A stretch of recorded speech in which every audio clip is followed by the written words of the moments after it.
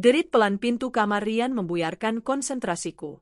Aku baru saja akan bergabung dengan rapat virtual penting ketika Nisa, pengasuh anakku, berdiri di ambang pintu dengan wajah tertunduk. Maaf, Bu Arini, ucapnya pelan, suaranya nyaris berbisik.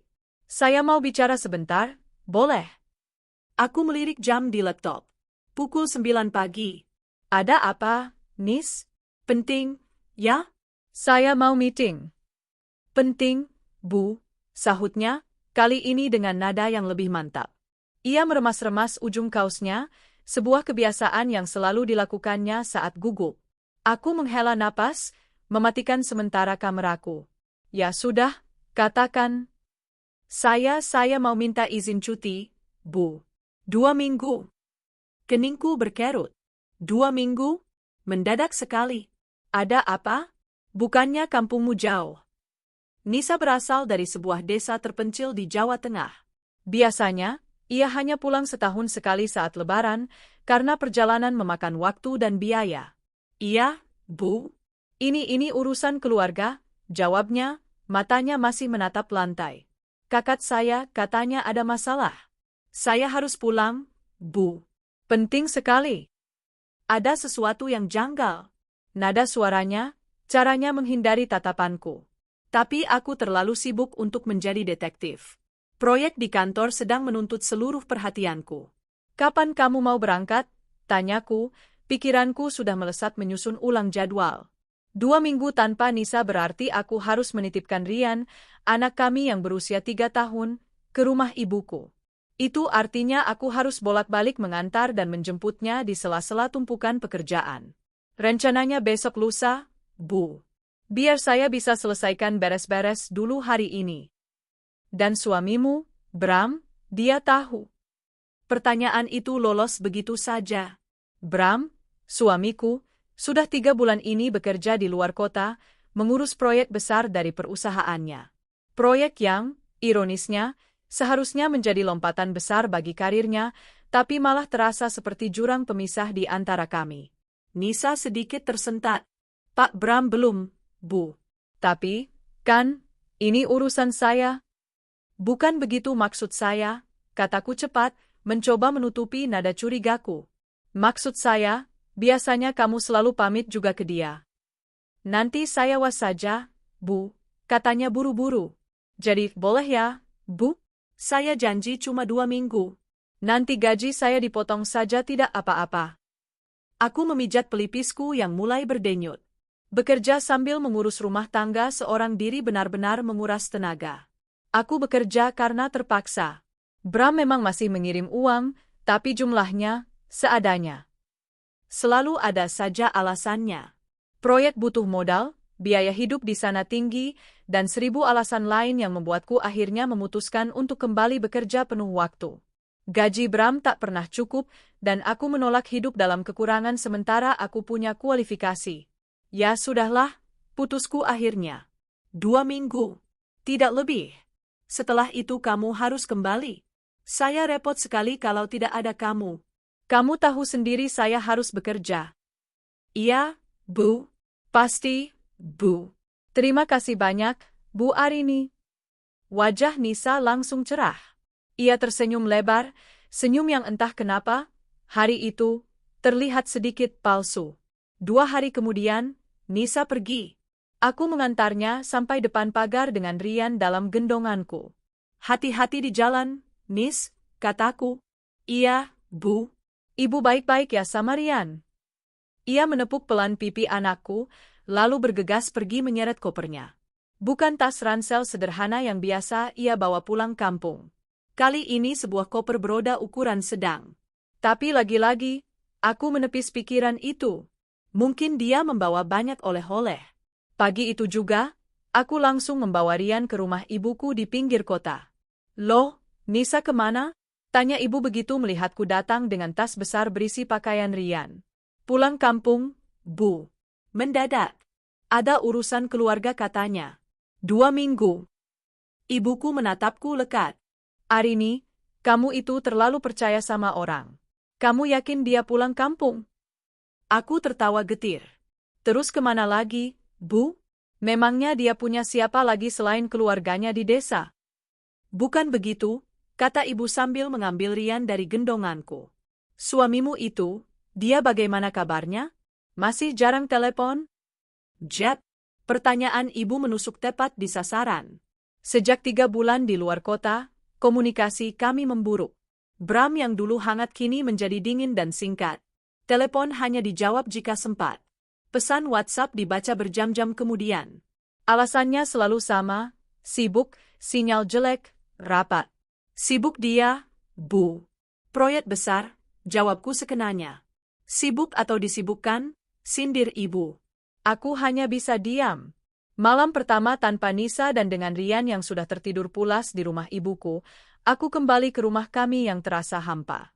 Aku berbaring di tempat tidur, mencoba menelepon Bram. Panggilan pertama, ditolak. Panggilan kedua, diangkat. Halo? Kenapa, Rin? Malam-malam telepon. Suaranya terdengar serak dan terganggu. Aku cuma mau kasih kabar, kataku pelan. Nisa cuti 2 minggu. Pulang kampung katanya. Jadi Rian aku titipkan ke ibu. Hening sejenak di seberang. Terlalu hening. Aku tidak mendengar suara TV, suara teman-teman proyeknya, atau bahkan suara jangkrik yang katanya sering terdengar di dekat kontrakannya. Oh, jawabnya singkat. Baguslah. Bagus? Apanya yang bagus, Bram? Aku jadi repot bolak-balik ke rumah ibu setiap hari. Ya maksudku bagus dia izin. Terus kamu mau aku bagaimana? Aku di sini juga kerja, Rin. Kerja buat kalian, nadanya mulai meninggi. Ini dia. Selalu berakhir seperti ini. Dia bekerja untuk kami. Seolah-olah aku hanya bersantai di rumah. Aku juga kerja, Bram, balasku tak mau kalah. Aku kerja karena uang yang kamu kirim, seadanya, itu bahkan gak cukup buat bayar listrik dan popok Rian. Sudahlah, aku capek. Nggak usah mulai. Aku lagi banyak pikiran. Proyek lagi ada masalah. Tut, tut, tut. Telepon ditutup. Begitu saja. Aku melempar ponselku ke kasur. Kemarahan dan rasa lelah menjalari tubuhku. Ada yang tidak beres. Aku merasakannya di tulang sumsumku. Bram tidak pernah sedingin ini. Dan Nisa, kenapa dia cuti bersamaan dengan sikap Bram yang semakin aneh? Aku teringat sesuatu. Nisa pernah meminjam laptopku minggu lalu untuk mengirim email ke adiknya. Aku membukanya, memeriksa riwayat browser. Kosong. Dia membersihkannya. Tapi dia lupa satu hal. Aku yang mengurus pembayaran Wi-Fi di rumah ini. Aku membuka aplikasi pengelola Wi-Fi di ponselku. Aku memeriksa perangkat apa saja yang terhubung dalam sebulan terakhir. Ada ponsel Nisa. Aku mencatat alamat MAC-nya. Dengan sedikit keahlian teknis, warisan dari pekerjaanku sebagai analis data, aku melacak aktivitas ponsel itu. Dan di sanalah aku menemukannya. Sebuah jejak digital yang tidak bisa ia hapus. Aktivitas login di berbagai akun media sosialnya. Aku tidak perlu meretasnya. Aku hanya perlu melihat di mana dia check-in. Sebuah menara BTS di luar kota. Kota yang sama tempat Bram bekerja. Jantungku serasa berhenti berdetak. Urusan keluarga, kataku sinis pada layar ponsel.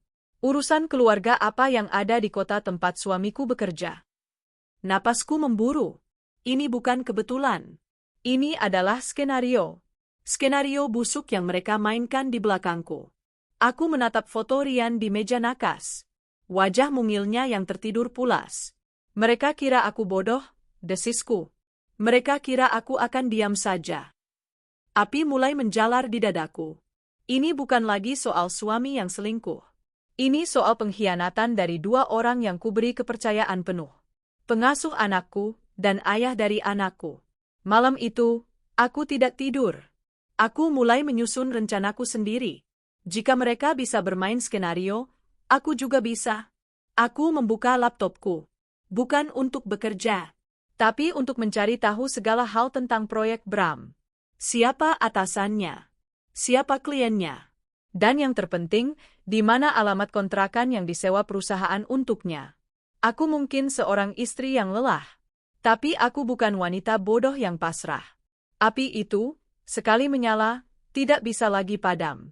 Api itu adalah campuran dari amarah, penghinaan, dan tekad yang mendingin menjadi baja. Malam itu, ruang kerja di rumahku yang sunyi menjadi pusat komando perang. Perang yang hanya aku pesertanya, untuk saat ini. Langkah pertama adalah konfirmasi. Lokasi menara BTS bisa saja kebetulan, meski aku tahu kemungkinannya 1:1000. Aku butuh mata di sana.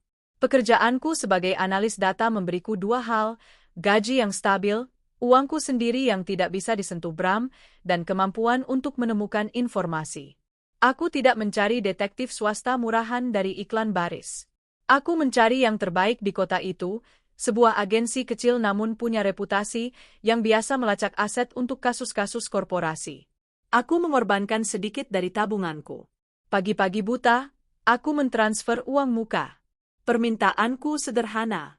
Saya Arini Setyaningsih. Ujarku lewat telepon dengan suara yang kuusahakan tetap tenang dan profesional.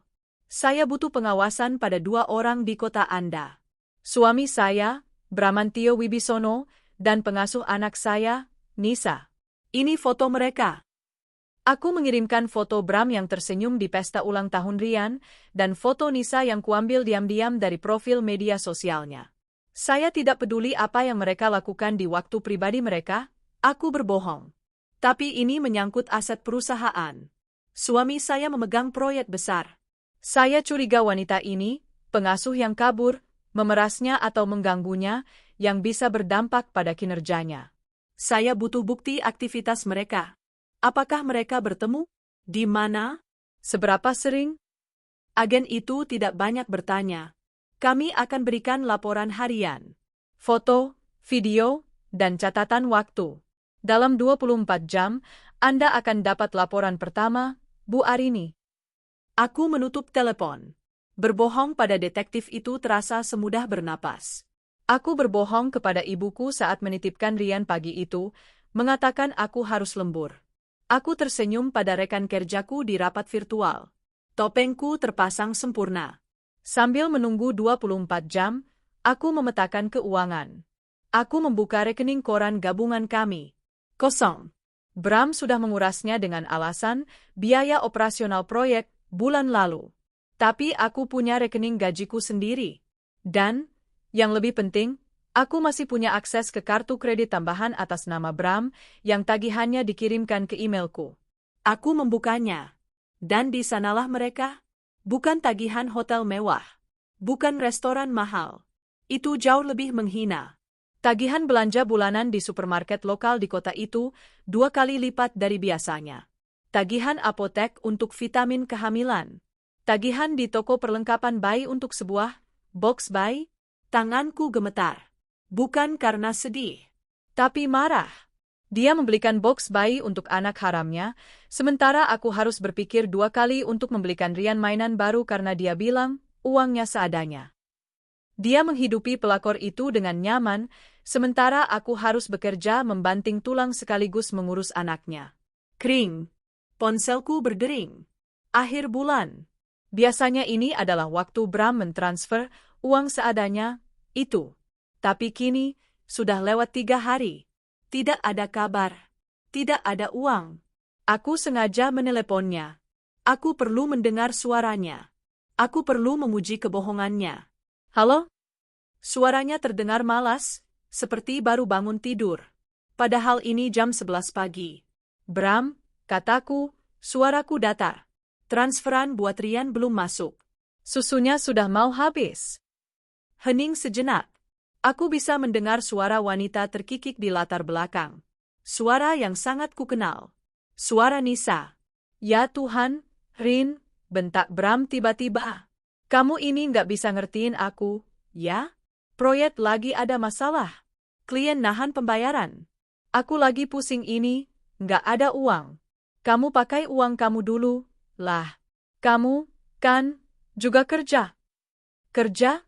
Balasku. Suaraku dingin menusuk. Oh, tentu. Aku kerja. Pertanyaannya, Bram, apa kamu juga kerja? Nggak usah mulai ceramah. Aku sibuk. Tut. Telepon dimatikan. Dia sibuk. Sibuk bercumbu dengan pengasuh anakku di jam kerja, menggunakan uang perusahaan untuk menyewa kontrakan, dan kini dia berani membentakku karena meminta hak anakku sendiri. Bling. Sebuah email masuk. Subjek, laporan awal, Bramantio W. Aku membukanya. Puluhan foto memenuhi layarku. Foto-foto beresolusi tinggi yang tidak menyisakan ruang untuk keraguan. Foto pertama, kontrakan kecil di perumahan kelas menengah. Mobil operasional Bram terparkir di depannya. Foto kedua, Bram mengenakan kaos oblong dan celana pendek, pakaian yang tidak pernah ia pakai untuk kerja, menyapu teras. Foto ketiga, Nisa keluar dari pintu yang sama, membawa keranjang cucian. Dan perutnya buncit. Jelas terlihat buncit. Dia hamil. Hamil besar. Perkiraanku, sudah lebih dari 5 bulan. Jauh lebih lama dari dugaanku. Ini bukan main-main 3 bulan terakhir. Ini sudah berlangsung, entah sejak kapan.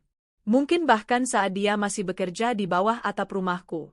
Foto keempat, puncaknya. Bram dan Nisa di warung makan pinggir jalan. Mereka makan sambil tertawa. Bram menyuapi Nisa. Tangan Bram yang satunya mengelus perut buncit wanita itu. Mereka terlihat seperti keluarga bahagia. Melupakan aku. Melupakan Rian. Aku tidak menangis. Aku menutup laptopku. Rasa sakit yang tajam itu telah bermetastamorfosis. Menjadi sesuatu yang dingin, berat, dan mematikan. Dia hamil anak suamiku.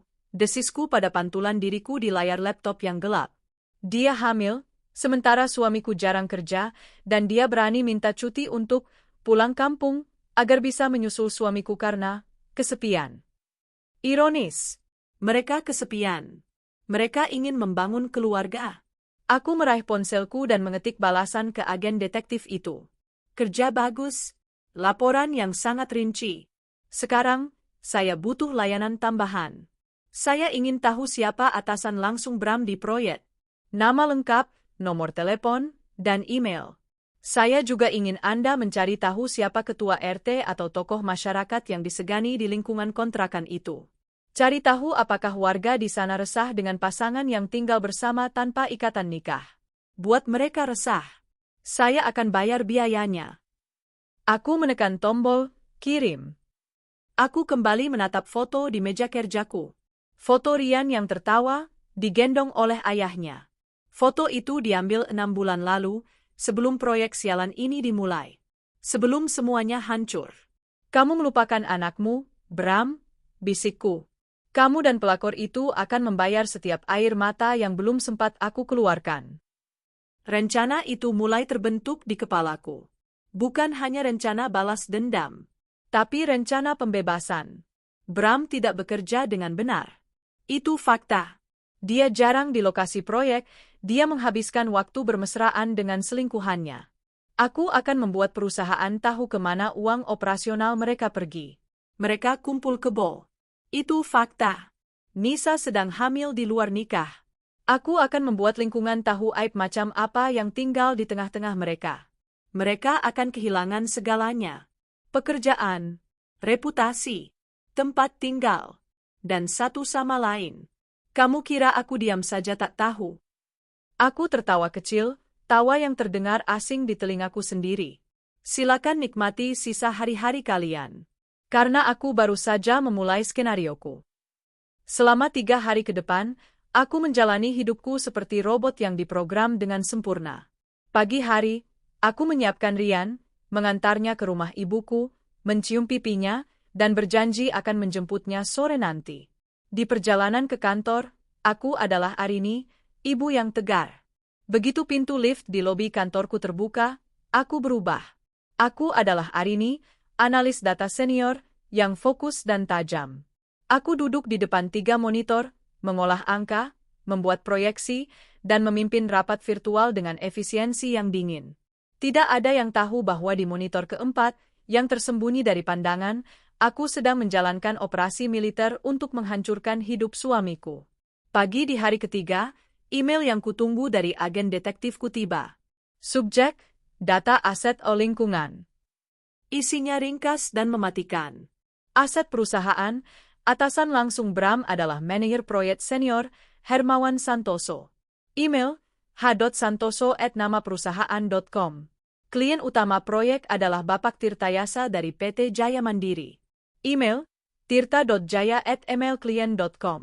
Lingkungan, Ketua RT setempat adalah Bapak Soleh. Dikenal sangat agamis dan ketat soal moral.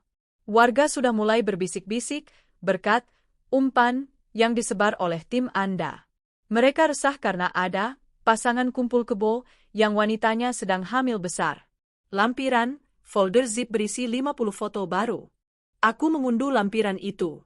Jantungku berdebar, bukan karena takut, tapi karena antisipasi. Foto-foto itu lebih buruk dari yang kubayangkan. Foto pukul 10.35 WIB, jam kerja Bram dan Nisa di sebuah mall. Nisa sedang memilih baju bayi di department store. Bram memegang kartu di tangannya, kartu kreditku.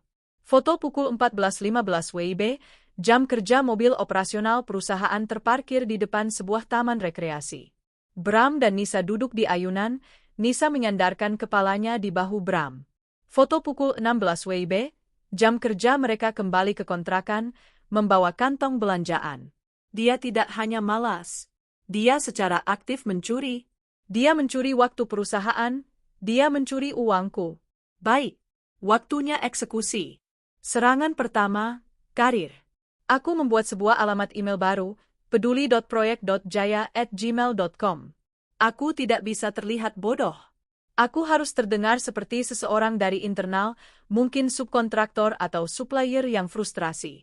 Kepada h.santoso@namaperusahaan.com cc, tirta.jaya@emailklien.com subjek, masalah serius, kinerja manajer lapangan Bramantio Wibisono potensi kerugian proyek. Yedah, Bapak Hermawan dan Bapak Tirtayasa. Mohon maaf sebelumnya jika email ini lancang. Saya adalah salah satu vendor yang terlibat dalam proyek di luar kota yang saat ini dipegang oleh PT Jaya Mandiri. Dengan berat hati saya harus melaporkan bahwa progres di lapangan sangat lambat. Hal ini bukan karena masalah teknis, tapi murni karena kelalaian manajer lapangan Anda, Saudara Bramantio Wibisono. Selama berminggu-minggu, kami kesulitan berkoordinasi. Saudara Bramantio sangat jarang berada di lokasi. Telepon sering tidak diangkat. Pembayaran material tertunda, padahal kami tahu dana dari pusat sudah turun. Saya tidak ingin berspekulasi, tapi beberapa rekan kami melihat Saudara Bramantio lebih sering menghabiskan jam kerja untuk kepentingan pribadi. Sebagai bukti, saya lampirkan beberapa foto yang diambil oleh tim saya di lapangan saat kami mencoba mencarinya. Foto-foto ini diambil pada jam kerja aktif. Lampiran 1, foto Saudara Bramantio di Mall X, pukul 10.35 WIB. Lampiran 2, foto Saudara Bramantio di Taman Kota Y, pukul 14.15 WIB. Lampiran 3, foto mobil operasional perusahaan yang terparkir di sebuah rumah kontrakan di perumahan Asri Blok C, sepanjang hari. Kami mendapat informasi bahwa Saudara Bramantio tinggal di kontrakan tersebut bersama seorang wanita yang bukan istrinya, yang saat ini sedang hamil besar. Kami tidak peduli urusan pribadinya, tapi ini sudah berdampak pada kinerja. Proyek ini bernilai miliaran. Jangan sampai hancur karena satu orang yang tidak profesional. Mohon segera ditindaklanjuti sebelum klien, PT Jaya Mandiri, melakukan audit. Terima kasih. Hormat saya, vendor yang peduli kualitas. Aku menekan tombol kirim. Aku tahu apa yang akan terjadi. Mengirim email ke atasan adalah satu hal.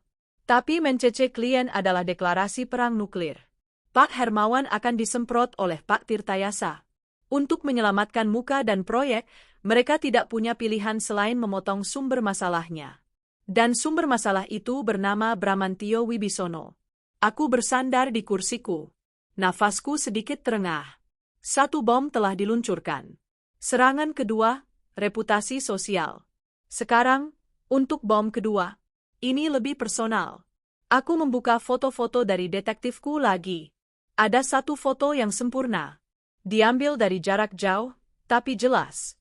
Bram hanya memakai celana pendek, sedang memeluk Nisa dari belakang di teras kontrakan mereka. Perut buncit Nisa terlihat sangat jelas. Mereka berciuman. Foto yang menjijikkan. Dan sempurna. Aku kembali ke email anonimku.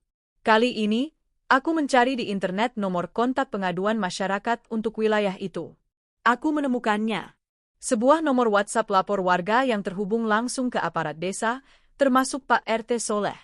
Aku mengirimkan pesan. Kali ini, aku berpura-pura sebagai ibu rumah tangga yang resah. Kepada YTH. Aparat desa. Oh, Pak RT Soleh. Assalamualaikum WWB. Pak, saya warga perumahan Asri. Saya mau melapor tapi saya takut, Pak. Tolong jangan sebutkan nama saya. Saya dan ibu-ibu di sini sudah sangat resah. Rumah kontrakan di Blok C nomor 14, rumah milik Pak Haji Rahmat yang dikontrakan itu, sudah berbulan-bulan ini diisi oleh pasangan yang bukan suami istri. Laki-lakinya katanya kerja proyek, tapi setiap hari ada di rumah. Wanitanya, yang kami dengar namanya Nisa, sedang hamil besar, Pak. Hamil di luar nikah dan mereka tinggal serumah. Ini sudah jadi omongan di tukang sayur. Kami malu, Pak. Kampung kita ini kampung agamis.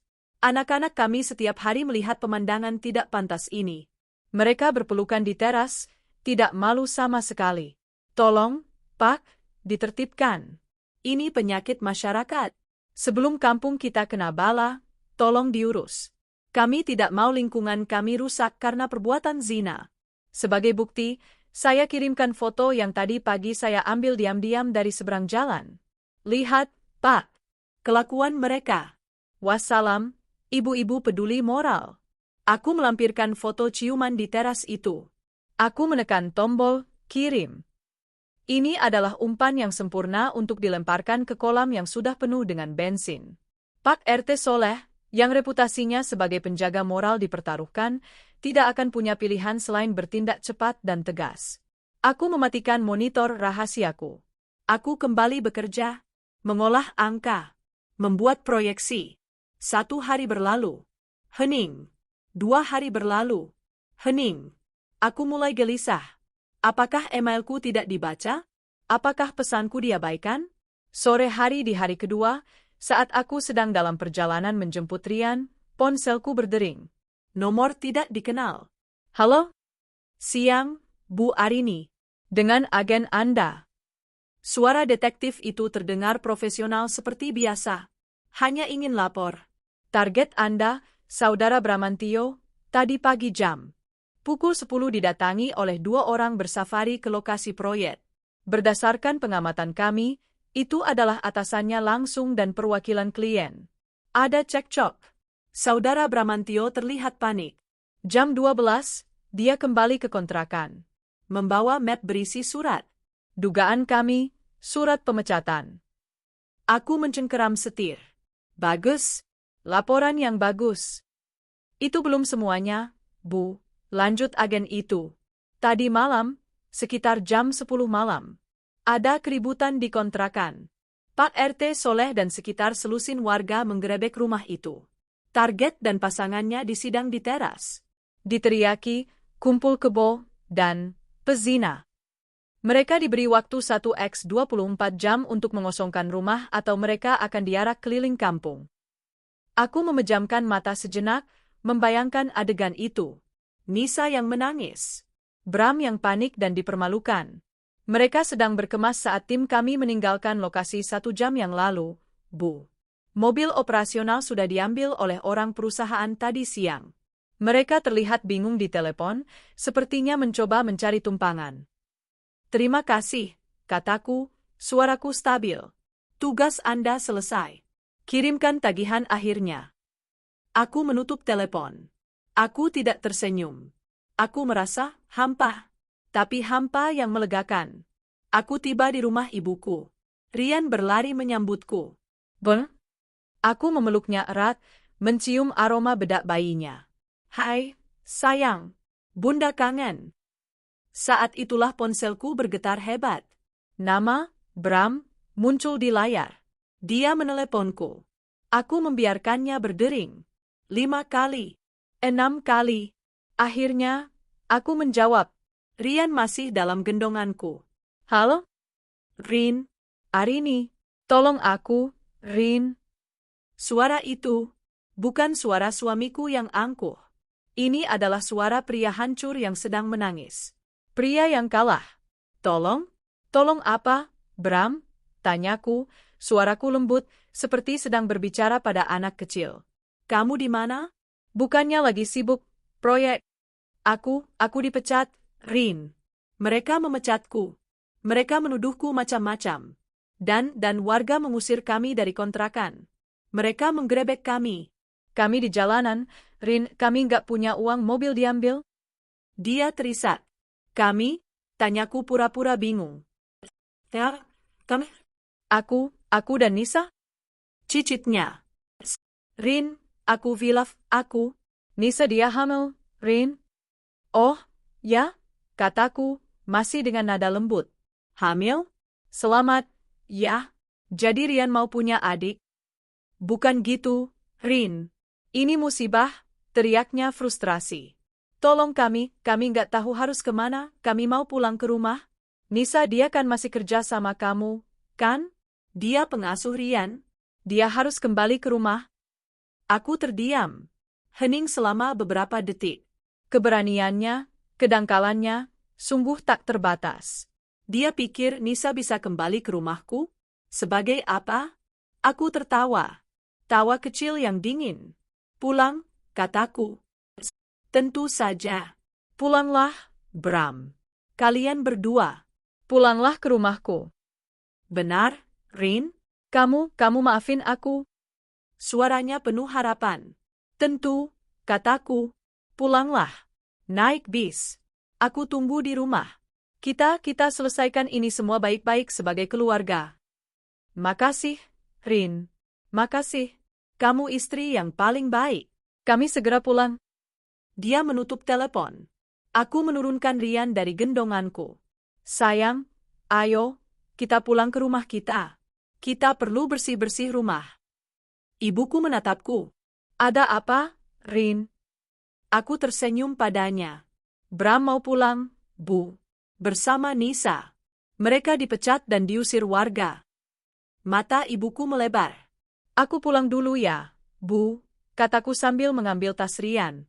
Aku harus menyiapkan sambutan untuk mereka. Sambutan yang pahit. Aku berjalan keluar, menggandeng tangan anakku. Aku adalah seorang istri yang disakiti. Seorang ibu yang melindungi anaknya. Dan seorang wanita yang baru saja memenangkan perang. Tapi pertempuran terakhir akan terjadi di depan pintu rumahku. Butuh 30 jam sampai mereka tiba. 30 jam yang memberiku waktu lebih dari cukup. Saat aku kembali ke rumah sambil menggendong Rian, rumah itu terasa asing. Ini bukan lagi sarang yang ternoda, ini adalah benteng yang harus kupertahankan. Rian, yang merasakan keteganganku, merengek pelan. Sesa, sayang, bisikku. Mulai sekarang, hanya ada kita berdua. Bunda janji, semua akan baik-baik saja. Malam itu, setelah Rian tertidur lelap di kamarnya, aku memulai ritual pembersihan. Pertama, kamar Nisa. Kamar kecil di sebelah dapur itu masih menyisakan bau parfum melati murah yang memuakkan. Aku membuka lemarinya. Baju-baju lusuhnya tergantung di sana. Tanpa ampun, kutarik semuanya. Aku tidak menggunakan koper. Aku mengambil 3 kantong sampah hitam besar dari dapur dan mulai memasukkan semua miliknya. Pakaian, sikat gigi, sisir, dan sebuah buku diari murahan.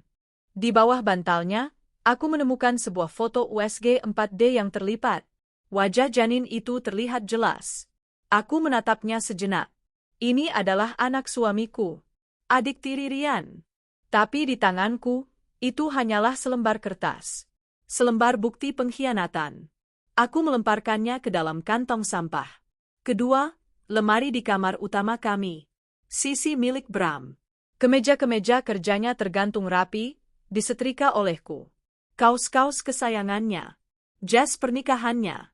Aku berhenti sejenak. Aku mengambil jas itu, mencium aromanya. Tidak ada lagi aroma Bram yang kukenal. Yang ada hanya aroma kebohongan. Aku merobek kancingnya satu persatu, lalu melemparnya ke lantai. Sisa pakaiannya kumasukkan ke dalam beberapa kotak kardus bekas.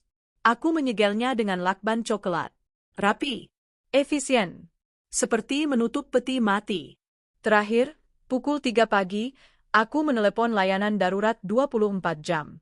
Selamat pagi, saya mau ganti semua kunci di rumah saya. Segera. 1 jam kemudian, seorang tukang kunci datang. Sir, klik. Suara kunci lama dicabut dan kunci baru dipasang adalah melodi termanis yang pernah kudengar. Aku tidak tidur. Saat matahari terbit, aku sudah mandi, berpakaian rapi, dan membuatkan sarapan untuk Rian. Aku mengambil cuti hari itu. Urusan keluarga yang mendesak, kataku pada atasanku. Betapa benarnya. Pukul 10 pagi, mereka tiba. Sebuah taksi online butut berhenti di depan rumahku. Aku melihat mereka dari jendela. Pemandangan itu lebih menyedihkan dari yang kubayangkan, dan itu memberiku kepuasan yang luar biasa. Bram keluar lebih dulu. Wajahnya kotor, rambutnya acak-acakan, dan kemeja yang ia pakai adalah kemeja yang sama dari 2 hari lalu, kini lepek oleh keringat dan debu jalanan. Dia terlihat kalah.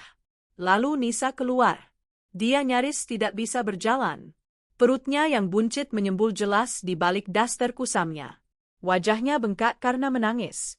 Dia terisak pelan sambil memegangi perutnya. Mereka terlihat seperti 2 pengungsi yang baru saja selamat dari bencana. Bencana yang aku ciptakan. Bram berjalan ke gerbang, mencoba membukanya. Terkunci. Dia menggedornya. Rin, Arini, buka, Rin. Kami sudah sampai. Aku tidak bergerak. Arini, teriaknya lebih keras, kini menggedor-gedor gerbang besi itu. Beberapa tetangga mulai mengintip dari balik tirai mereka. Bagus, biar semua orang melihat. Aku berjalan pelan ke teras, membawa segelas es teh manis, dan duduk di kursi rotan. Aku menyilangkan kakiku. Oh, kataku dengan suara yang kubuat terdengar santai. Sudah sampai, ya? Cepat juga. Mata Bram membelalak melihatku. Dia tidak menyangka akan disambut seperti ini. Rin, apa-apaan ini? Kenapa gerbangnya dikunci? Buka, kami capek. Kami belum makan. Memangnya aku peduli? Tanyaku, menyesap tehku. Arini, jangan bercanda. Kamu sudah janji. Kamu bilang kamu maafin aku. Kamu bilang kami boleh pulang. Aku bilang, pulanglah. Kita selesaikan baik-baik. Dan inilah caraku menyelesaikannya, kataku datar. Aku berdiri. Aku berjalan ke garasi, menekan tombol remote untuk membuka pintu rolling door. Di sana, di depan garasi, 4 kotak kardus dan 3 kantong sampah hitam besar telah menunggu pemiliknya. Wajah Bram berubah dari panik menjadi pucat pasi. Nisa, yang bersandar di gerbang, mulai menangis lebih keras. Apa itu, Rin? Tanya Bram, suaranya bergetar. Itu barang-barangmu. Dan itu, aku menunjuk kantong sampah, barang-barang pelakor kesayanganmu. Termasuk foto USG anaknya. Sudah kuambil semua? Kalian tidak perlu repot-repot masuk. Kamu gila, Rin. Desis Bram. Aku tertawa. Aku gila? Kamu yang gila, Bram. Kamu pikir kamu bisa membawa pulang selingkuhanmu yang sedang hamil ke rumahku? Kamu pikir aku akan menerimamu kembali setelah kamu memecat dirimu sendiri dan membuat malu keluargamu? Kamu tahu? Aku tahu? Aku melangkah maju, mendekati gerbang. Mataku menatap lurus ke matanya. Bram, kamu kira kamu dipecat karena kinerja buruk? Kamu dipecat karena aku mengirimkan foto-fotomu yang sedang bermesraan dengan dia di jam kerja ke atasanmu.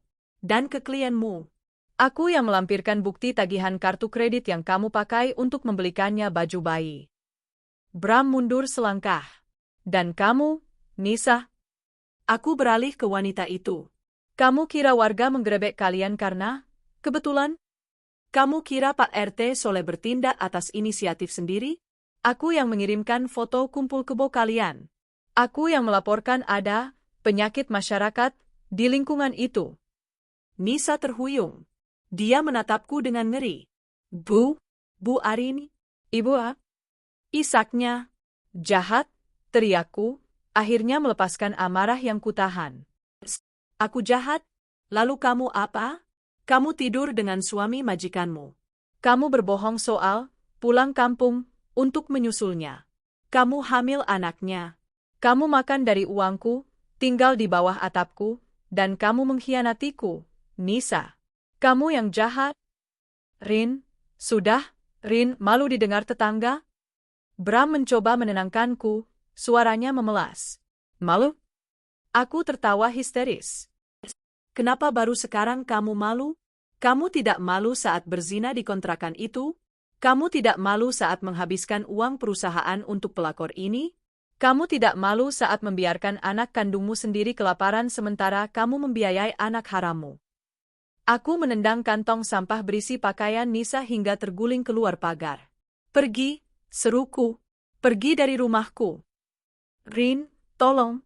Nisa lagi hamil, kami nggak punya uang. Kami harus kemana? Bram kini berlutut di depan gerbang. Pulang, kataku dingin. Pulang ke desa. Mengemislah pada keluargamu. Ceritakan pada mereka kalau kamu dipecat karena selingkuh. Ceritakan kalau kamu menghamili pengasuh anakmu. Lihat apakah mereka mau menerimamu. Arin, come on. Pergi, ulangku.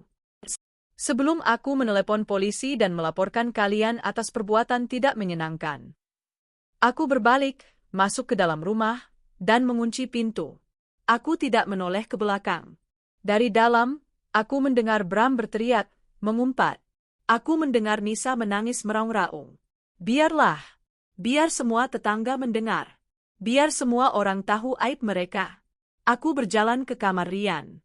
Dia baru saja bangun, mengucek matanya yang mungil. Panggilnya. Aku mengangkatnya, memeluknya erat-erat. Iya, sayang. Bunda di sini. Di luar, suara-suara itu mulai menjauh. Suara makian yang putus asa dan tangisan yang pilu. Mereka akhirnya menyerah. Mengambil kantong sampah dan kardus-kardus mereka. Aku melihat dari jendela. Mereka berjalan gontai ke ujung jalan, dua sosok hancur tanpa tujuan, membawa semua kehancuran mereka dalam kantong plastik. Aku menghancurkan kehidupan mereka. Dan aku tidak menyesal sedikit pun. Gerbang besi itu terasa dingin di dahi Bramantio. Raungan amarahnya telah berubah menjadi desisan putus asa. Di sampingnya, Nisa telah berhenti menangis. Dia kini hanya terisak pelan, sesenggukan menahan sakit di perut dan hatinya, sambil memeluk kantong sampah berisi pakaiannya seolah itu adalah harta karun. Dia tidak akan membukanya. Mas, bisik Nisa, suaranya par. Diam kamu, sentak Bram. Dia merogoh sakunya, mencari ponsel. Baterainya tinggal 15%. Dia tidak punya uang untuk taksi, apalagi untuk hotel. Mereka benar-benar terdampar. Dia menelepon Arini. 1 kali, 2 kali. Nomor yang Anda tuju sedang sibuk. Dia tahu. Arini tidak sibuk. Arini menolaknya. Putus asa, dia beralih ke pesan singkat. Jarinya gemetar di atas layar yang retak. Bram, Rin, aku mohon. Aku salah. Aku binatang. Aku tahu. Tapi jangan hukum Nisa. Dia hamil, Rin. Perutnya sakit. Kami nggak punya uang sepeser pun. Kasih kami uang. Demi Rian. Tolong, anggap ini pesangon Nisa. Aku janji nggak akan ganggu kamu lagi. Kami akan pergi. Tolong, Rin. Di dalam rumah, Arini sedang menyeduh secangkir kopi. Dia melihat notifikasi itu muncul di layarnya. Dia membacanya. Setiap kata permohonan itu terasa seperti balsem yang menyejukkan lukanya. Dia tidak membalas. Dia hanya menekan satu tombol, blokir kontak. Kemudian, dia beralih ke nomor Nisa yang juga mengiriminya rentetan pesan permohonan maaf. Blokir kontak. Aku tak peduli, gumam Arini pada cangkir kopinya. Sama sekali tidak peduli. Di luar, Bram menunggu balasan. 5 menit. 10 menit. Tidak ada. Mas, rengek Nisa. Ayo pergi. Aku malu diliatin orang. Bram melihat sekeliling. Benar. Beberapa tetangga sudah terang-terangan berdiri di teras mereka, menonton drama gratis ini. Dengan amarah yang dipermalukan, Bram menendang kotak kardusnya. Kita kemana? Bentaknya pada Nisa. Ini semua gara-gara kamu. Kalau kamu nggak ikut aku, semua ini nggak akan terjadi. Kok aku? Nisa yang lemah tiba-tiba menjerit. Mas yang janji. Mas yang bilang kesepian. Mas yang bilang mau tanggung jawab. Sekarang Mas nyalahin aku? Sudah, Gir. Mereka tidak punya pilihan. Di kota ini, mereka tak punya uang, tak punya teman, tak punya apa-apa. Hanya ada satu tujuan, pulang kampung. Bukan kampung Bram, dia terlalu malu untuk pulang sebagai pecundang. Tapi kampung Nisa, tempat di mana dia pikir mereka setidaknya bisa mendapat semangkuk nasi. Uangmu, desis Bram. Enggak ada, Mas, sudah habis buat? Jam tanganmu. Cincinmu, teriak Bram. Nisa menciut. Dia lupa. Dia memakai jam tangan kecil dan cincin emas tipis, pemberian Arini sebagai bonus lebaran tahun lalu. 1 jam kemudian, mereka duduk di kios pegadaian murahan.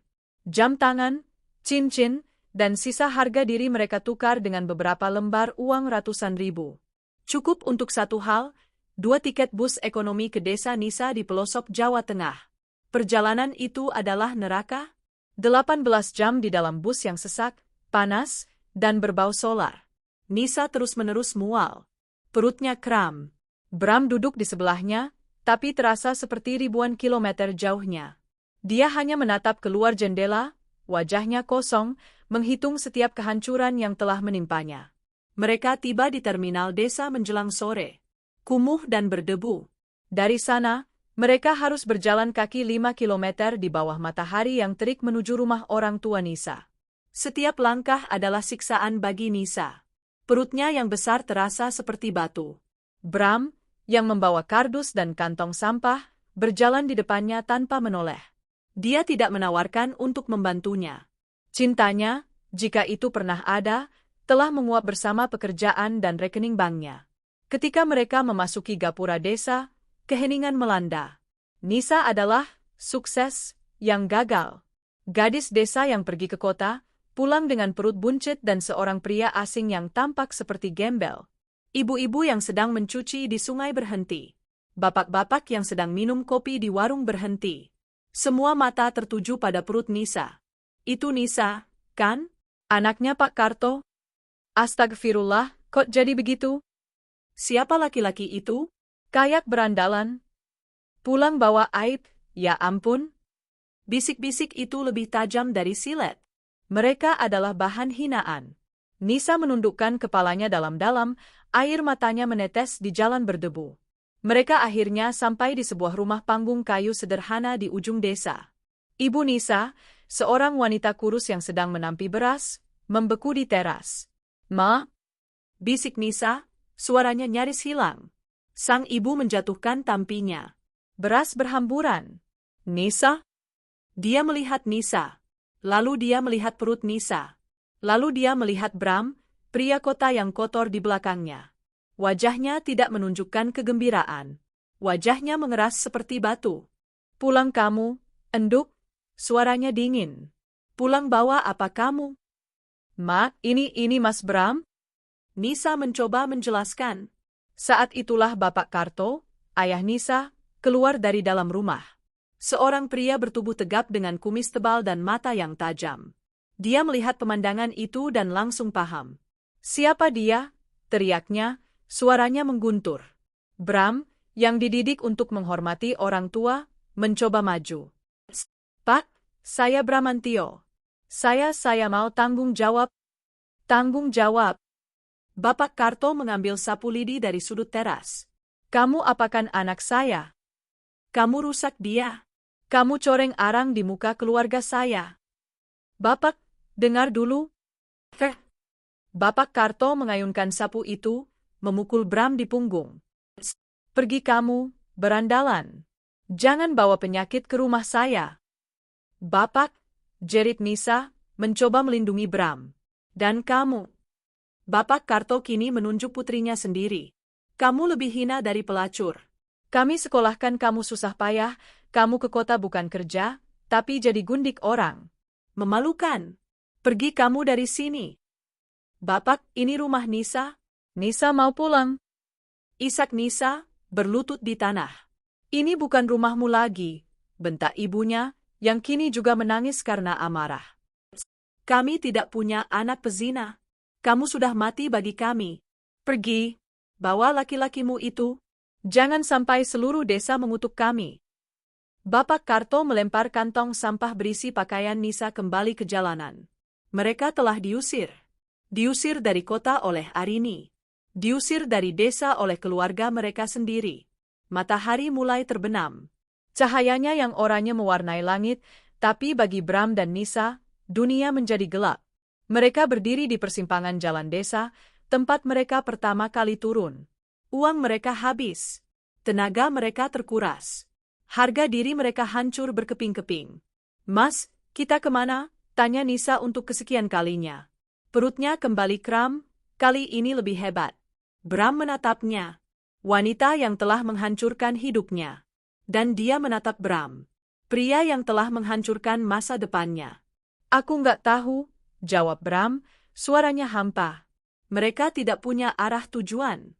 Mereka tidak punya apa-apa lagi selain janin di dalam rahim Nisa, janin yang kini bukan lagi simbol cinta, melainkan simbol kehancuran mereka berdua. Sementara itu, ratusan kilometer jauhnya, di rumah yang kini bersih dari jejak mereka, Arini sedang membacakan dongeng untuk Rian. Dia mematikan lampu kamar anaknya, mencium keningnya, dan menutup pintu. Untuk pertama kalinya dalam berbulan-bulan, dia merasa damai. Rumah itu terasa lebih lega. Udara pagi yang masuk dari jendela yang kubuka lebar-lebar terasa lebih segar. Tidak ada lagi sisa-sisa parfum melati murahan, tidak ada lagi jejak sepatu pria yang telah mengkhianatiku. Hanya ada aroma kopi pagiku dan bedak bayi Rian. Aku telah mengambil kembali ruangku. 2 hari setelah pembersihan itu, aku duduk di meja makanku, membuat daftar. Bukan daftar belanjaan. Bukan daftar pekerjaan. Ini adalah daftar untuk masa depan. Urus perceraian. Segera. Cari pengasuh baru. Profesional. Fokus pada Rian. Fokus pada karir. Aku menghubungi pengacara terbaik yang bisa kutemukan. Seorang wanita tangguh yang berspesialisasi dalam kasus perceraian dengan kesalahan satu pihak. Aku menceritakan semuanya. Sampai aku memberikan bukti-bukti yang kukumpulkan, foto-foto perselingkuhan, bukti penelantaran ekonomi, dan kesaksianku tentang pengusiran dari RT di kota proyek itu yang kudapat dari agen detektifku. "Ini mudah, Bu Arini," katanya dengan senyum tipis. "Kita akan tuntut cerai gugat. Kita pastikan hak asuh jatuh penuh ke tangan Anda, tanpa ada kewajiban bagi Anda untuk mempertemukannya dengan ayahnya dalam waktu dekat, mengingat kondisi psikologis Bramantio yang tidak stabil." "Dan harta?" tanyaku. "Rumah ini atas nama Anda, kan?" "Atas nama kami berdua, ralatku." "Tidak masalah," katanya. "Kita bisa buktikan dia tidak pernah berkontribusi sepeser pun untuk cicilannya selama berbulan-bulan, malah menggunakan uang untuk selingkuhannya.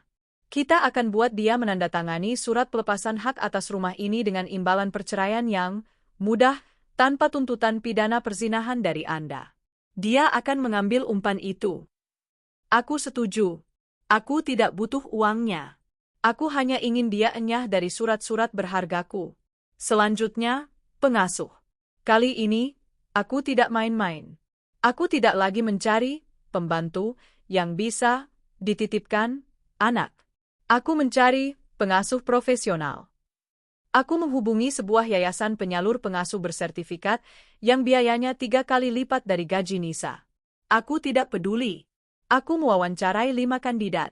Pilihanku jatuh pada Ibu Wati, seorang janda berusia 45 tahun yang santun, sabar, dan memiliki sertifikat pelatihan CPR dan pendidikan anak usia dini.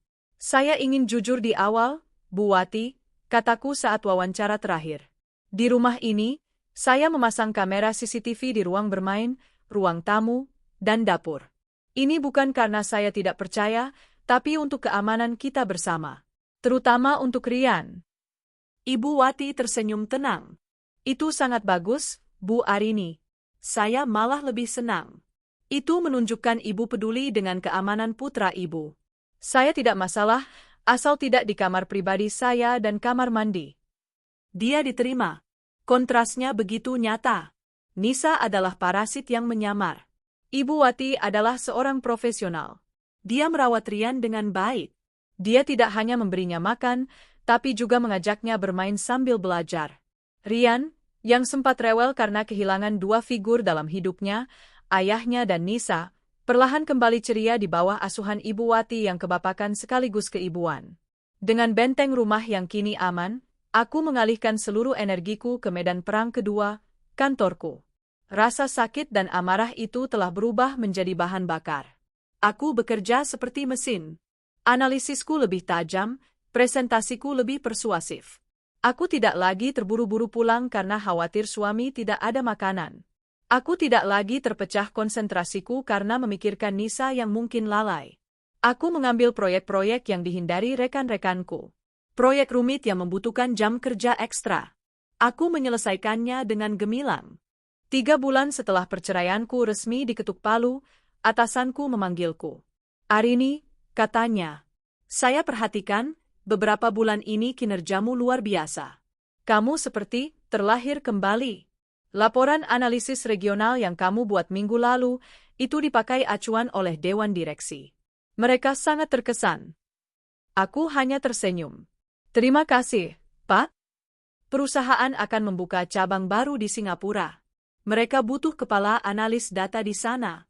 Gajinya 2 kali lipat, plus tunjangan apartemen dan sekolah untuk Rian. Apa kamu tertarik?" Singapura, benua baru, kehidupan baru, jauh dari bayang-bayang masa lalu. "Saya sangat tertarik, Pak," jawabku mantap. 1 minggu sebelum aku bersiap pindah ke Singapura, sebuah pesan masuk ke ponselku. Dari nomor tak dikenal. "Arini, ini Bude Lastri, budenya Bram." Jantungku berdebar sejenak. "Arini, tolong, Bram dan Nisa mereka sengsara di sini. Mereka tidak punya apa-apa." Setelah diusir dari desa Nisa, mereka mencoba jadi buruh tani serabutan. Tapi Nisa kemarin melahirkan di bidan kampung. Anaknya meninggal dalam kandungan, Rin. Dan Nisa, dia pendarahan hebat. Dia butuh operasi. Bram mengemis-ngemis, "Tapi kami di sini juga orang susah. Tolong, Rin, demi kemanusiaan, kirim uang sedikit saja untuk biaya rumah sakit." Aku menatap pesan itu. Anaknya meninggal. Nisa pendarahan hebat. Bram mengemis. Aku membayangkan mereka.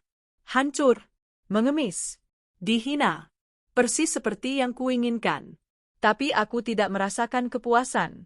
Aku juga tidak merasakan iba. Aku tidak merasakan apa-apa. Mereka telah menjadi begitu kecil dalam hidupku, begitu tidak berarti. Aku telah melampaui mereka. Aku tidak membalas. Aku juga tidak memblokir. Aku hanya menghapus pesan itu. Seolah menghapus remah-remah kotoran di mejaku. Seminggu kemudian, aku berdiri di bandara. Rian, dalam balutan baju hangatnya, menatap kagum pesawat-pesawat besar di balik kaca. Ibu Wati mendorong troli kami. Ibuku menangis haru sambil memelukku. "Jaga diri baik-baik, enduk," isaknya.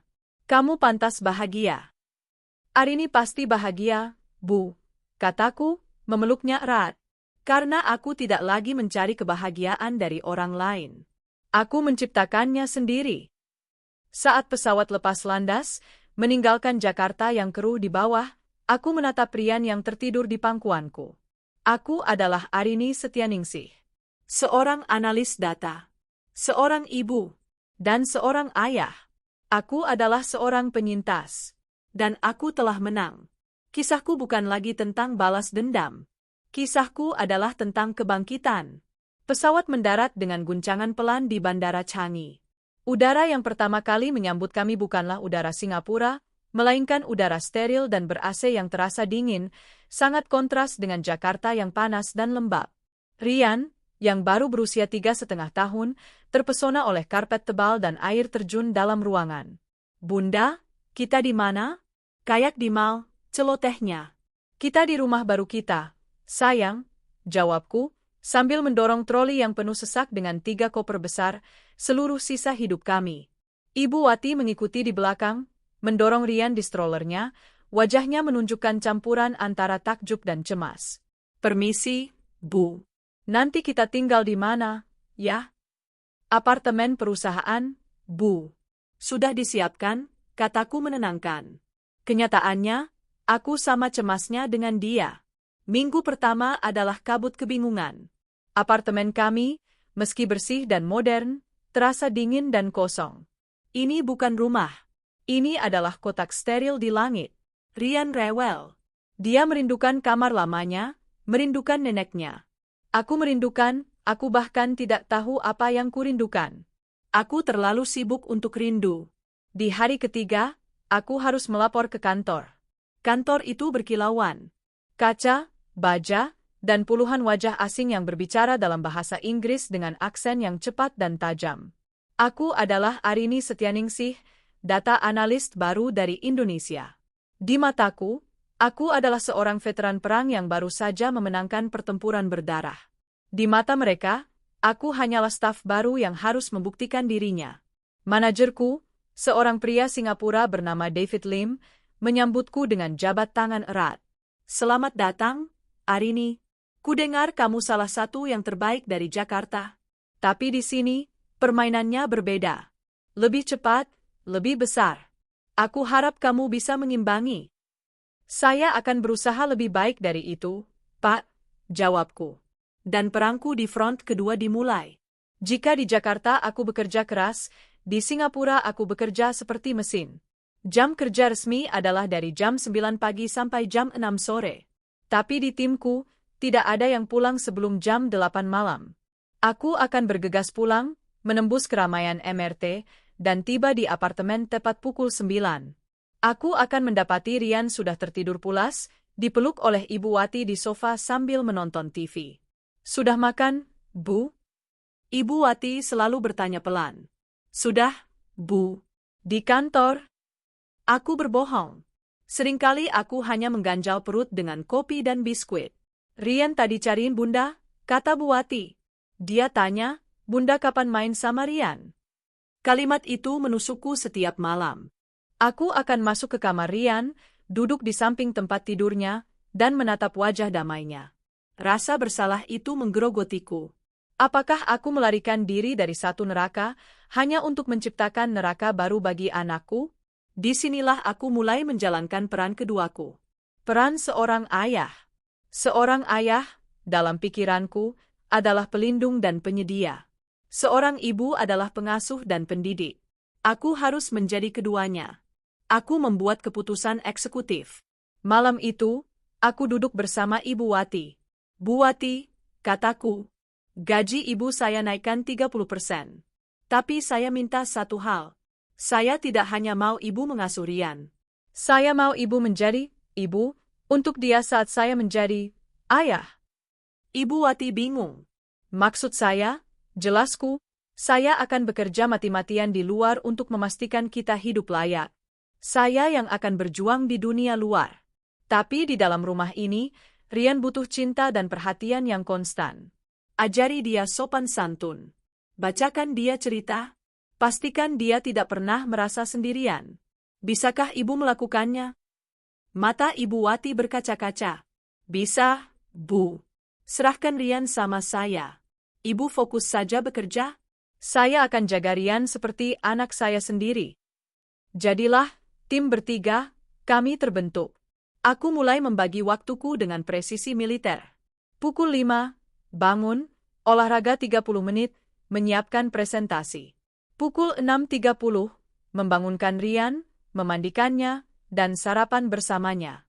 Ini adalah waktu wajib kami. Tidak ada ponsel, tidak ada laptop. Hanya aku dan dia. Pukul 7.30, mengantar Rian ke preschool barunya. Pukul 8, pukul 20, perang di kantor. Pukul 20, pukul 21, perjalanan pulang. Pukul 21, pukul 22, waktu wajib kedua. Membacakan cerita untuk Rian sebelum tidur. Tidak peduli seberapa lelahnya aku. Pukul 22, pukul 1, bekerja lagi. Mengejar ketertinggalan, membalas email, menyelesaikan apa yang tidak selesai di kantor. Aku adalah ibu sekaligus ayah. Aku yang mengajarinya naik sepeda roda 2 di lorong apartemen kami. Aku yang membawanya ke dokter saat dia demam. Aku yang memarahinya saat dia mulai membantah Ibu Wati. Dan aku yang memeluknya saat dia mimpi buruk. 6 bulan berlalu seperti itu. Aku kelelahan, tapi aku hidup. Untuk pertama kalinya, aku merasa hidupku punya tujuan yang murni, membesarkan anakku. Lalu, Hari pembagian rapor pertama Rian di preschool tiba. Aku mengambil cuti setengah hari, sesuatu yang belum pernah kulakukan. Aku duduk di kursi kecil, di kelas yang berbau krayon, menunggu giliran bertemu guru Rian. Mrs. Setyaningsih, panggil Miss Tan, seorang guru muda yang energi. Ya, jawabku gugup. Saya hanya ingin bilang, katanya sambil tersenyum lebar, Rian adalah anak yang luar biasa. Dia cerdas, tentu saja. Tapi bukan itu. Dia sangat baik hati. Dia selalu berbagi. Dan dia sangat protektif terhadap teman-temannya. Kemarin, ada anak yang lebih besar mengambil mainan temannya, dan Rianlah yang maju dan berkata, "Hei, itu tidak adil. Kembalikan." Aku tertegun. Dia memiliki rasa keadilan yang kuat, lanjut Miss Tan. Dia juga selalu bilang, bundaku adalah pahlawanku. Dia bekerja sangat keras. Anda melakukan pekerjaan yang luar biasa, Mrs. Setyaningsih. Anda membesarkannya menjadi anak yang tangguh sekaligus lembut. Aku berjalan keluar dari kelas itu, memegang rapor Rian yang penuh dengan stiker bintang emas. Kakiku terasa ringan. Aku tidak hanya bekerja. Aku tidak hanya mengurus. Aku membesarkannya. Malam itu, aku pulang tepat jam 6 sore. David Lim menatapku heran. Aku hanya tersenyum dan berkata, saya ada urusan keluarga yang sangat penting. Aku tiba di rumah saat matahari masih bersinar. Rian terkejut melihatku. Bunda, kau sudah pulang? Aku tersenyum, meletakkan tasku. Bunda ambil cuti. Hari ini, kita tidak baca buku. Terus, matanya berbinar. Kita perang bantal. Habis itu kita pesan pizza paling besar se-Singapura. Tawa Rian yang meledak di apartemen kecil kami malam itu adalah suara kesuksesan pertamaku. Itu adalah bukti bahwa aku bisa. Aku bisa menjadi ibu. Aku bisa menjadi ayah. Dan kami akan baik-baik saja. 4 tahun berlalu. 4 tahun yang terasa seperti 4 dekade dalam hal kerja keras, dan 4 detik dalam hal melihat Rian tumbuh. Kehidupan, tim bertiga, kami telah menjadi mesin yang diminyaki dengan baik. Rutinitas kami di Singapura sudah mendarah daging. Pukul 5 pagi, aku sudah di depan laptopku, menganalisis data pasar Eropa sebelum mereka tidur. Pukul 7, aku berganti peran menjadi Bunda, memastikan Rian yang kini berusia 7 tahun tidak lupa menyikat giginya dan sarapan sereal. Di kantor, aku bukan lagi anak baru. Aku adalah Arini Setyaningsih, senior analis yang disegani. Aku adalah si wanita S bagi rekan-rekanku, dingin, efisien, dan tidak pernah membuang waktu untuk basa-basi di pantry. Mereka tidak tahu bahwa S ini adalah perisai yang kubangun untuk melindungi api di dalamnya, api yang menyala untuk Rian. Aku telah mendapatkan 2 kali promosi.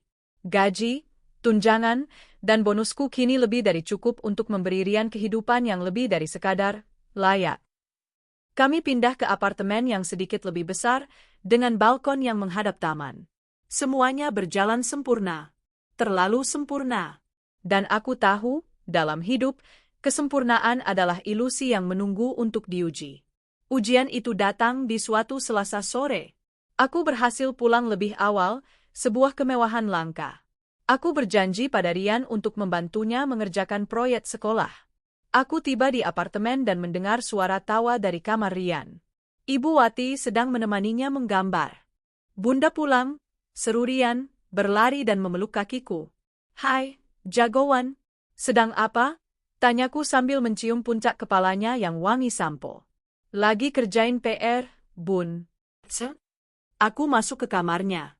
Di atas meja belajarnya, terbentang selembar kertas gambar besar. Judulnya, Keluargaku. Rian sudah menggambar 3 sosok. Aku, dengan rambut panjang dan laptop, tentu saja. Ibu Wati, dengan celemek dan senyum lebar. Dan dirinya sendiri, di tengah, memegang bola. Tapi ada satu area besar di kertas itu yang masih kosong.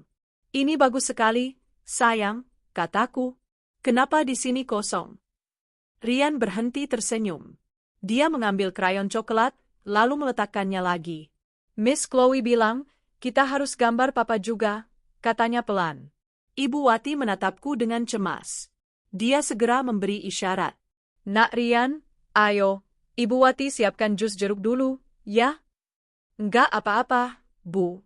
Potongku pelan. Biar saya yang bicara. Ibu Wati mengangguk mengerti dan diam-diam keluar kamar, menutup pintu. Aku duduk di kursi kecil di sebelah Rian. Jantungku yang biasanya sedingin baja, kini berdebar kencang. Aku sudah menyiapkan diri untuk ini. Aku sudah berlatih di kepalaku ribuan kali. Tapi saat momen itu tiba, tenggorokanku tercekat. Rian, mulaku.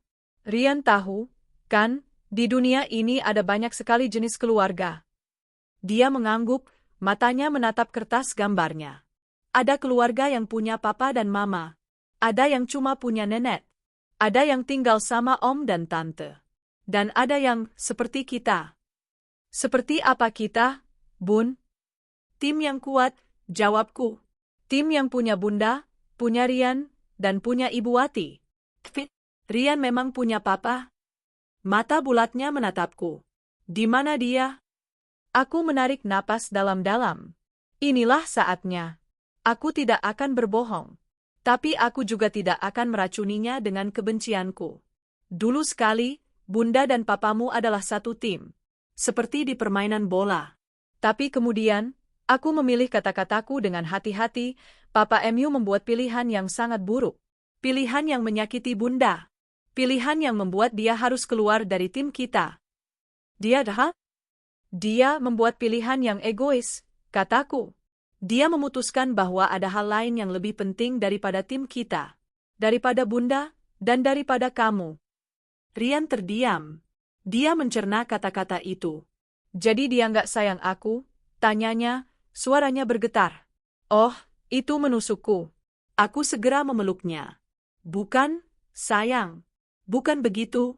Bunda tidak tahu apa yang ada di hatinya. Tapi bunda tahu satu hal, bunda sangat menyayangimu. Sayangku cukup untuk 2 orang. Cukup untuk bunda dan cukup untuk papa. Aku melepaskan pelukanku dan menatap matanya. Dengar, Rian. Menjadi ayah atau papa, itu bukan cuma soal ada. Itu adalah sebuah pekerjaan. Pekerjaan untuk melindungi, pekerjaan untuk mencari nafkah, pekerjaan untuk memastikan kamu aman. Kayak bunda, katanya tiba-tiba. Apa, sayang? Kayak bunda. Bunda, kan, kerja. Bunda yang lindungin Rian. Bunda yang pastikan kita aman. Air mata mulai menggenang di pelupuk mataku. Aku tidak menyangka dia mengerti. Rian mengambil krayon hitam. Jadi apa, sayang?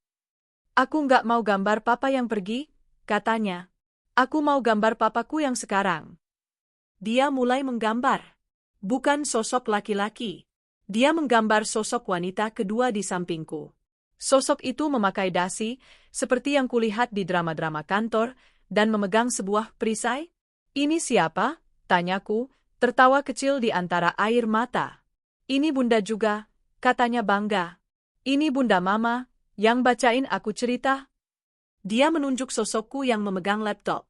Dan ini bunda ayah, yang kerja dan jagain aku. Dia mengambil krayon coklat dan oranye. Di bagian yang kosong tadi, dia tidak menggambar sosok manusia. Dia menggambar matahari yang besar dan sebuah rumah yang kokoh. Keluargaku sudah lengkap, Bun, katanya sambil tersenyum. Ayo kita warnai. Malam itu, setelah Rian tertidur, aku duduk di balkon. Aku tidak menangis karena sedih. Aku menangis karena lega. Aku telah menghadapi iblis terbesarku, masa lalu, dan aku telah mengubahnya menjadi pelajaran kekuatan untuk putraku. Dia tidak akan tumbuh dengan kebencian. Dia akan tumbuh dengan pemahaman bahwa dia dipilih, bahwa dia dicintai, dan bahwa dia cukup. Teleponku berdering. David Lim, manajerku. Arini, katanya. Jam segini masih bangun? Masih, Pak. Ada apa? Presentasi ke Dewan Direksi besok dimajukan jam 9 pagi. Ini soal proyek perluasan data warehouse yang kamu ajukan. Ini pertarungan besar. Tim dari Hong Kong juga mengincarnya. Apa kamu siap? Aku tersenyum, menatap gambar, keluargaku, milik Rian yang kutempel di kulkas. Di sana ada gambar, Bunda Ayah, yang memegang perisai. Pak, kataku, suaraku tenang dan penuh percaya diri. Saya tidak hanya siap. Saya akan memenangkannya. Pukul 11 malam. Apartemen sunyi. Rian dan Ibu Wati sudah terlelap. Hanya suara klik pelan dari mousku dan desau pendingin ruangan yang terdengar. Di hadapanku, layar laptop menyajikan medan perangku, 80 slide presentasi. Ini bukan sekadar slide. Ini adalah peluru-pelurku. Proyek perluasan data warehouse ini adalah inisiatifku dari nol. Selama 6 bulan, di sela-sela pekerjaan rutinku, aku menemukan inefisiensi besar dalam cara perusahaan kami menyimpan dan mengakses data di seluruh Asia Pasifik. Tim Hong Kong, sainganku, mengusulkan solusi yang lebih murah, meng-outsource ke vendor pihak ketiga. Usulanku lebih radikal, bangun infrastruktur kita sendiri. Lebih mahal di awal, tapi dalam 5 tahun, akan menghemat miliaran dan memberi kami kendali penuh atas aset terpenting, data. Ini adalah pertaruhan. Jika kalah, aku akan terlihat bodoh dan membuang-buang waktu. Jika menang, ini adalah lompatan besar. Pukul 1 pagi, aku selesai. Aku tidak lagi berlatih. Aku hanya menatap slide terakhirku. Sebuah kutipan sederhana, data adalah aset. Tapi infrastruktur adalah benteng. Aku teringat gambar Rian. Bunda Ayah yang memegang perisai. Itulah aku. Aku tidak hanya mencari untung. Aku sedang membangun benteng untuk melindungi masa depan perusahaan. Dan masa depan anakku. Pukul 9 pagi. Ruang rapat dewan. Udara dingin dan tegang. Jajaran direksi duduk di meja U besar. David Lim duduk di sampingku, jemarinya mengetuk-ngetuk meja dengan gugup. Di seberang kami, tim Hong Kong, 3 pria berjas mahal, terlihat santai dan percaya diri. Baik, kata CEO regional, seorang ekspatriat asal Jerman dengan mata setajam elang. Tim Hong Kong, silakan. Selama 30 menit, mereka memaparkan presentasi yang licin. Penuh angka, grafik ROI, return on investment, yang menggiurkan, dan efisiensi biaya. Mereka menjanjikan penghematan 20% dalam tahun pertama. Para direktur mengangguk-angguk. David Lim menatapku, wajahnya sedikit pucat. Lalu, giliranku. Terima kasih. Nama saya Arini Setyaningsih. Aku berdiri. Aku tidak berjalan ke podium. Aku berdiri di tengah ruangan, hanya memegang remote pointer. Aku adalah satu-satunya wanita di ruangan itu selain notulen rapat. Bapak-bapak, mulaku, suaraku tenang dan jelas, memenuhi ruangan. Kita baru saja melihat presentasi yang sangat bagus tentang cara menghemat uang. Hening. Hari ini, lanjutku, saya tidak akan bicara tentang cara menghemat uang. Saya akan bicara tentang cara menghasilkan uang dan melindungi apa yang sudah kita punya. Aku menekan tombol. Slide pertamaku muncul. Bukan grafik. Hanya 3 kata. Kecepatan, kontrol, keamanan. Selama 30 menit berikutnya, aku tidak memaparkan angka. Aku melukiskan skenario. Saat ini, kataku, jika tim pemasaran kita di Australia ingin data penjualan dari Thailand, mereka butuh waktu 72 jam. Aku menekan tombol. Dengan sistem outsourcing yang diusulkan rekan saya, mungkin kita bisa memotongnya jadi 48 jam. Lumayan. Aku berhenti sejenak, menatap mata setiap direktur. Dengan sistem yang saya usulkan, kataku, mereka mendapatkannya dalam 3 detik. Seorang direktur yang tadi tertidur sedikit, kini menegakkan duduknya. Sistem outsourcing adalah menyewa rumah. Kita akan selalu bergantung pada kemauan pemilik rumah. Sistem yang saya usulkan adalah membangun rumah. Kita yang menentukan aturan. Kita yang memegang kunci. Aku beralih ke slide anggaran. Ya, biayanya di awal lebih besar 30%. Tapi mari kita lihat slide berikutnya. Di layar muncul proyeksi arus kas 5 tahun. Di tahun ketiga, penghematan dari efisiensi operasional, keamanan data yang lebih baik, tanpa risiko kebocoran ke pihak ketiga, dan kecepatan pengambilan keputusan akan melampaui biaya awal. Di tahun kelima, kita tidak hanya hemat, kita untung 40% lebih besar dari proposal outsourcing. Tim Hong Kong menawarkan kita ikan, kataku, Saya menawarkan kail, jala, dan seluruh ekosistem danau. Presentasi selesai. Hening.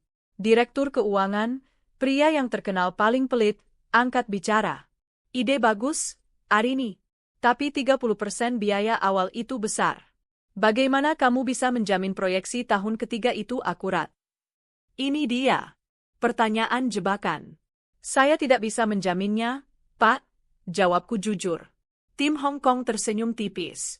Saya hanya bisa menunjukkan data, lanjutku. Ini adalah 50 studi kasus dari perusahaan multinasional lain yang melakukan transisi serupa. Aku menekan tombol, memunculkan slide lampiran yang sudah kusiapkan. Mereka yang memilih outsourcing, 60% kembali ke sistem in-house dalam 5 tahun dengan biaya double. Mereka yang membangun sendiri, 90% melaporkan efisiensi operasional yang tidak pernah mereka bayangkan sebelumnya. Aku tidak menjual jaminan. Aku menjual logika. Terima kasih. Aku kembali ke tempat dudukku. David Lim bahkan tidak bernapas di sampingku. CEO regional menatapku lama. Lalu dia menatap tim Hong Kong. Ada tanggapan? Pimpinan tim Hong Kong berdeham. Usulan yang berani. Tapi kami tetap percaya, di iklim ekonomi ini, efisiensi biaya adalah raja. CEO itu mengangguk. Terima kasih atas pandangan Anda. Dia menutup mapnya. Baik, rapat selesai. Kami akan mengambil keputusan siang ini. Pukul 11.30. Aku kembali ke mejaku. Aku belum makan, adrenalin masih membanjiri tubuhku. David Lim berjalan menghampiriku. Wajahnya tidak terbaca. Arini, katanya. Ya, Pak? Itu tadi gila. Aku menelan ludah. Saya terlalu berisiko, ya, Pak? David tertawa pelan. Mereka baru saja selesai rapat. CEO memintaku menyampaikan langsung. Jantungku berhenti berdetak. Mereka tidak hanya menyetujui proyekmu, kata David. Oh? Mereka menyetujui proyekmu dengan anggaran penuh, lanjutnya. Aku bernapas. Dan? David kini tersenyum lebar. Mereka mau kamu yang memimpinnya. Bukan sebagai analis. Tim Hong Kong dan tim Singapura akan melapor di bawahmu untuk proyek ini. Dia mengulurkan tangannya. Selamat, Arini. Kamu bukan lagi senior analis. Efektif hari ini, kamu adalah Head of Data Infrastructure Project untuk Asia Pasifik. Siapkan paspormu. Minggu depan kamu terbang ke Hong Kong. Sebagai bos mereka. Aku menjabat tangannya. Tanganku tidak gemetar. Aku pulang tepat waktu hari itu. Pukul 6 sore. Aku berjalan melewati Rian yang sedang asyik bermain robot. Aku masuk ke kamarku, menutup pintu, dan bersandar di baliknya. Baru saat itulah aku membiarkan diriku menangis. Bukan tangis kesedihan, tapi tangis pelepasan. Aku berhasil. Bunda Ayah, baru saja memenangkan perang dan mendapatkan bentengnya. Langit Palo Alto, California, hari itu berwarna biru cemerlang. Sangat biru, hingga terasa seperti lukisan. Udara musim semi terasa sejuk, membawa aroma rumput yang baru dipotong dan euforia yang tak terucap. Aku duduk di antara ribuan orang tua lainnya di lapangan Universitas Stanford. Tanganku, yang dulu gemetar karena amarah dan data, kini terlipat rapi di pangkuanku. Aku adalah Arini Setianingsih, Chief Data Officer, CDO, untuk wilayah Asia Pasifik di perusahaanku. Aku, wanita yang dulu diremehkan, kini memegang kendali data di 12 negara. Tapi hari ini, jabatanku tidak ada artinya. Di sisiku, Ibu Wati, yang kini rambutnya telah memutih namun senyumnya tetap teduh, menggenggam tanganku erat. Dia menangis haru sejak acara dimulai. Lihat itu, Bu, bisiknya, menunjuk ke arah panggung besar. Dan aku melihatnya. Rian Setianingsih. Putraku. Dia berdiri di podium, gagah dalam jubah toga dan selempang valediktorian. Dia baru saja menyelesaikan pidatonya sebagai lulusan terbaik Departemen Teknik Komputer dengan predikat summa cum laude. Dan untuk menutup, kata Rian, suaranya yang dalam dan tenang menggema melalui pengeras suara, saya ingin mendedikasikan pencapaian ini untuk satu orang. Seorang analis data terhebat yang saya kenal. seorang mentor terhebat, dan seorang tim terkuat yang pernah ada di dunia. Dia berhenti, mencari-cari di antara kerumunan. Mata kami bertemu. Dia tersenyum. Dia adalah ibu saya, lanjutnya. Dia mengajari saya bahwa kita tidak didefinisikan oleh apa yang hilang dari kita, tetapi oleh apa yang kita pilih untuk kita bangun. Dia harus menjadi ibu dan ayah sekaligus, dan dia berhasil melakukan keduanya dengan gemilang. Bunda, kita berhasil. Tepuk tangan membahana. Aku tidak bisa menahannya lagi.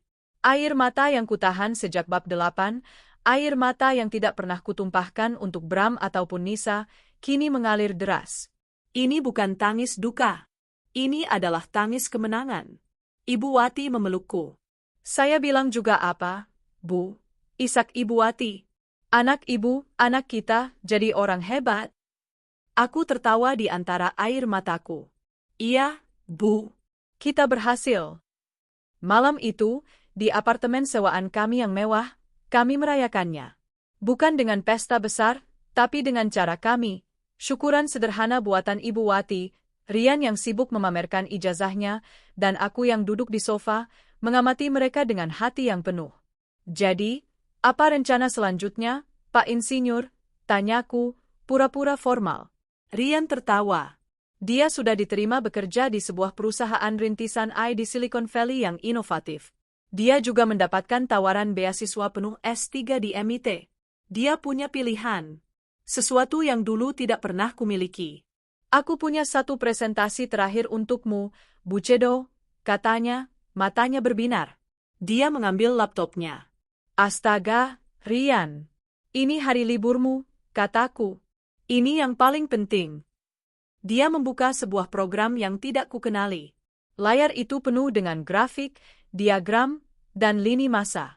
Judulnya, Proyek Arini, sebuah analisis kehidupan. Jantungku berdebar. Selama ini, katanya, aku mengambil data yang bisa kutemukan. Email-email lama Bunda yang tidak terenkripsi, catatan keuangan kita, riwayat promosi Bunda, bahkan catatan kesehatanku di aplikasi. Aku ingin memetakan perjalanan kita. Dia menunjuk ke sebuah titik di awal grafik. Garis itu anjlok tajam ke bawah. Ini, katanya pelan, adalah insiden pengkhianatan. Titik terendah kita. Tahun 2025. Aku menatap garis itu. Titik di mana aku pikir hidupku berakhir. Lalu, dia menggeser kursornya. Ini, titik eksekusi. Pengusiran. Garisnya masih di bawah, tapi ada lonjakan kecil di sentimen analisis MU. Bunda mulai mengambil kendali. Dia terus menunjukkan. Kepindahan ke Singapura. Promosi pertamaku. Rapor pertamaku yang penuh bintang. Presentasi data warehouse yang legendaris itu. Garis itu tidak hanya naik. Garis itu meroket secara eksponensial. Secara statistik, Bun, katanya, kemungkinan Bunda untuk berhasil sebagai ibu tunggal, imigran, di bidang yang didominasi pria, sangat kecil. Tapi Bunda mematahkan semua model prediktif. Lalu dia beralih ke slide terakhir. Itu bukan data. Itu adalah gambar krayon yang sudah pudar, yang dia simpan selama ini. Gambar keluargaku, yang dia buat saat berusia 7 tahun. Bunda selalu bilang Bunda adalah ibu sekaligus ayah, katanya, suaranya kini sedikit serak. Aku menganalisis semua peran itu. Ayah, bertugas melindungi dan memberi nafkah. Ibu, bertugas mengasihi dan mendidik. Dia menatapku. Bunda melakukan keduanya. Tapi datanya menunjukkan Bunda melakukan lebih banyak. Bunda adalah founder. Bunda adalah arsitek. Bunda tidak hanya mengisi peran yang kosong. Bunda membangun sebuah dunia baru dari nol untukku. Dia menutup laptopnya dan memelukku. Terima kasih, bisiknya. Terima kasih sudah membangun dunia ini untuk kita, Bun. Aku memejamkan mata, memeluk putraku yang kini jauh lebih tinggi dariku. Aku mencium aroma kedewasaan dan kesuksesan darinya. 15 tahun lalu, aku berdiri di depan gerbang rumahku di Jakarta, hancur dan dikhianati. Aku menghancurkan kehidupan 2 orang yang telah menyakitiku. Aku pikir, saat itu, balas dendam adalah tujuanku. Betapa salahnya aku. Balas dendam hanyalah langkah pertama. Itu adalah pembersihan lahan. Pekerjaan yang sesungguhnya adalah membangun di atas lahan yang sudah bersih itu. Membangun karir. Membangun mental seorang anak. Membangun sebuah keluarga baru yang terdiri dari aku, Rian, dan Ibu Wati. Aku telah membesarkan anakku hingga sukses. Aku telah bekerja dan memantaunya dengan segenap kasih sayangku. Dan aku, Arini Setianingsih, akhirnya bisa berkata, aku hidup bahagia. Aku bukan lagi ibu sekaligus ayah. Aku adalah Arini. Dan itu lebih dari cukup. 5 tahun setelah hari kelulusan Rian di Stanford, senja di Singapura terasa damai. Arini Setianingsih, kini di usia akhir 40-an, berdiri di balkon apartemen penthouse yang baru dibelinya lunas. Pemandangan kota yang gemerlap di bawah sana bukan lagi simbol perjuangan, melainkan simbol kepemilikan. Dia bukan lagi Chief Data Officer. 2 tahun lalu, dia dipromosikan menjadi anggota Dewan Direksi, satu-satunya wanita, dan satu-satunya orang Indonesia di dewan tersebut. Dia kini bekerja bukan karena harus, tapi karena dia memilih. Di meja ruang tamunya, sebuah bingkai foto digital berganti-ganti gambar. Gambar pertama, Rian, yang kini memimpin divisi I di perusahaannya sendiri, sedang tertawa di hari pernikahannya dengan seorang arsitek muda yang brilian. Gambar kedua, Ibu Wati, yang kini menikmati masa pensiun di sebuah rumah asri di Sentul, hadiah dari Arini, sedang sibuk dengan kebun anggreknya, tampak sehat dan bahagia. Ponsel Arini bergetar. Sebuah pesan dari Rian. Lagi di Jakarta, Bun. Tadi presentasi di depan investor. Lancar. Kayaknya akhir minggu ini aku bisa mampir ke Singapura sebelum balik ke Valley. Kangen masakan Ibu Wati, dan kangen Bunda juga, tentu saja. Arini tersenyum dan mengetik balasan. Hati-hati, sayang. Bunda tunggu. Bunda bangga sekali. Dia meletakkan ponselnya dan menatap cakrawala. Dia teringat, sekelebat, pada wanita muda penuh amarah yang belasan tahun lalu mengusir suami dan selingkuhannya dengan kantong sampah. Dia tidak lagi merasakan kemarahan wanita itu. Yang dia rasakan hanyalah rasa terima kasih yang samar. Terima kasih atas keberaniannya untuk hancur dan memulai lagi. Adapun Bram, Nessa, nama-nama itu terasa sangat asing. Seperti membaca judul artikel di koran bekas yang sudah menguning. Mereka bukan lagi bagian dari ceritanya. Mereka bahkan bukan lagi catatan kaki. Mereka hanyalah debu dari kehidupan masa lalu yang telah lama ia tinggalkan. Hidupnya kini penuh. Penuh dengan cinta yang matang dari putranya, rasa hormat dari rekan-rekannya, dan kedamaian batin yang ia bangun sendiri, bata demi bata. Arini menyesap tehnya. Malam itu, seperti malam-malam lainnya, dia tidur nyenyak.